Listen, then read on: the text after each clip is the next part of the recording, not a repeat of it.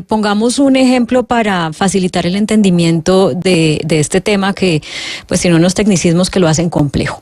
Digamos, una persona que es dueña de una hectárea o más, pues, que tiene, no sé, un cultivo pequeñito o que sencillamente es una finca de recreo. ¿Qué le puede pasar con este decreto, entendiendo lo que usted nos estaba diciendo de que cambia este decreto los parámetros para medir la productividad, para medir el cuidado del medio ambiente, entre otros elementos?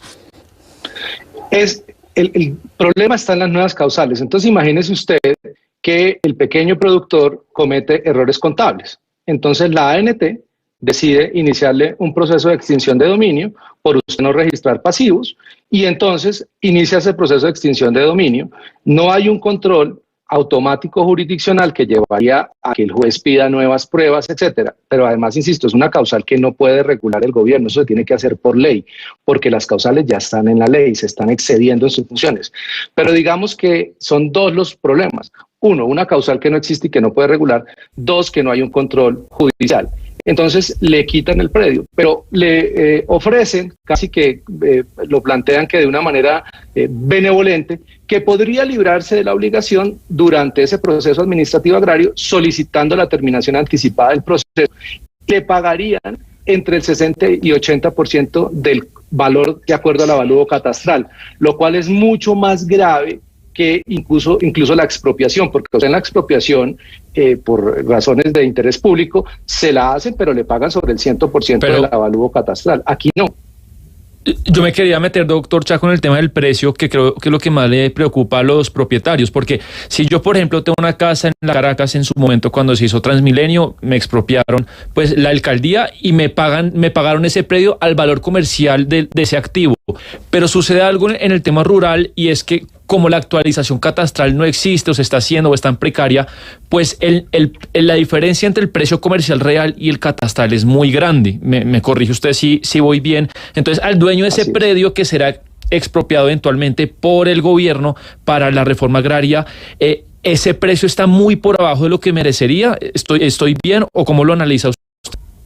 Claro, y lo establecería la ANT, y usted tendría entonces que, para lograr que le paguen lo que corresponde, iniciar un proceso, pagando usted las costas, perdiendo tiempo y poniendo en riesgo, por supuesto, su propiedad. Entonces, es muy complicado que pretendan asumir funciones que no les corresponden, creando unas situaciones jurídicas muy complejas para los propietarios.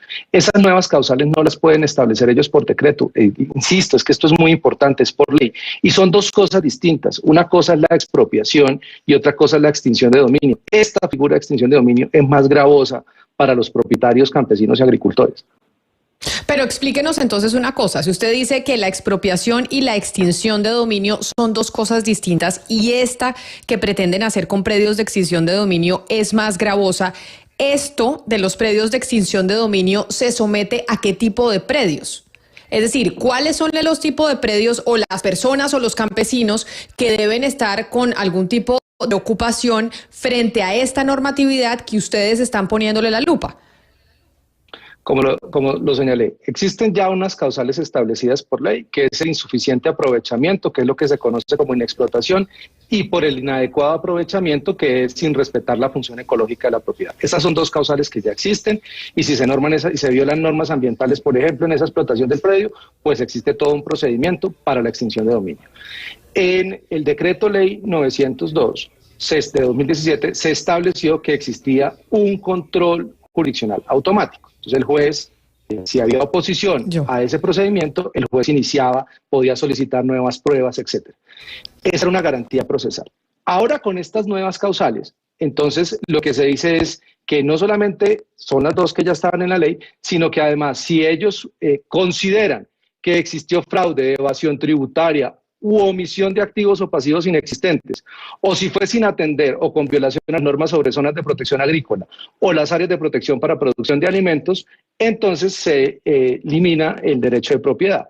Pero ahí ya no hay ningún control, y entonces lo que hay que hacer es demandar. Entonces, por eso es muy grave. Claro. Además, por ejemplo... Pero mire, déjeme lo interrumpo. Entonces, quienes nos están escuchando y tienen una tierra una tierra en cualquier parte de Colombia, que esta gravedad que ustedes están encontrando y que pueden entonces decir, oiga, tal vez esto le puede pasar a mi predio y ahora con mucho más facilidad que con la normatividad del 2017, son aquellos que tienen extensión de tierra que no utilizan, es decir, que no cultivan, no tienen ni marranos, ni vacas, ni gallinas, ni absolutamente nada. Gente que tal vez no pagó los impuestos de esas tierras a tiempo y que de pronto es morosa por cuenta de no pagar los impuestos de esas tierras. Tierras que tal vez tienen, como muchas en Colombia, porque la gran mayoría, tierras que tal vez tienen algún tipo de problemas en términos de titulación y que todavía no está en regla en su totalidad la compra y los papeles de esa tierra, o alguna que tenga algún tipo de afectación ambiental. Si usted tiene un predio en Colombia rural de tierra que cumpla alguna de estas cosas, hoy en día es más fácil que con esta normatividad que usted nos está explicando, que se le haga extinción de dominio del predio. Y no le paguen nada, es que ahí está lo grave, no le pagan nada. Y existían unas causales, estaban claras, taxativas, y se están inventando nuevas causales, están incluyendo nuevas causales que sobrepasan las funciones de la ANT, que incluso corresponden a otras entidades del Estado. Si es un tema tributario fiscal, pues corresponde a la DIAN, a la Secretaría de Hacienda, municipales, etcétera. Pero aquí lo que están haciendo es excederse y tener unas causales para hacer la extinción de dominio y casi que extorsionar al pequeño propietario, porque le dice, bueno, si usted quiere renunciar al proceso, hágalo, pero no le pago sobre el 100% el valor de su propiedad, sino entre el 60 y el 80%. Ahí está lo grave. Pensemos en la realidad del sector rural colombiano, que es informal, Camila. Es que aquí hay un tema muy importante. Mira, una de las causales que existía era que si existía una explotación por un tercero y este no reconocía una relación con el propietario, se podía hacer extinción de dominio. Pero ahora lo que piden es que se reconozca la relación con el propietario de una manera documentada a través de un contrato laboral, civil o comercial con ese tercero. Eso desconoce totalmente la realidad del sector rural, que es altamente informal. Y usted tiene razón, Camila, si la ANT y el gobierno quiere cumplir con el acuerdo final del Teatro Colón, lo puede hacer, tiene los mecanismos. Uno de esos mecanismos es avanzar en la regularización de la tierra, en la formalización, en la titularización. Hagan titularizaciones masivas, pero no quieran resolver el problema de entregar tierras disputándole los derechos de propiedad a quienes hoy las tienen a través de nuevas formas de extinción de dominio o nuevas causales que no existen en la ley.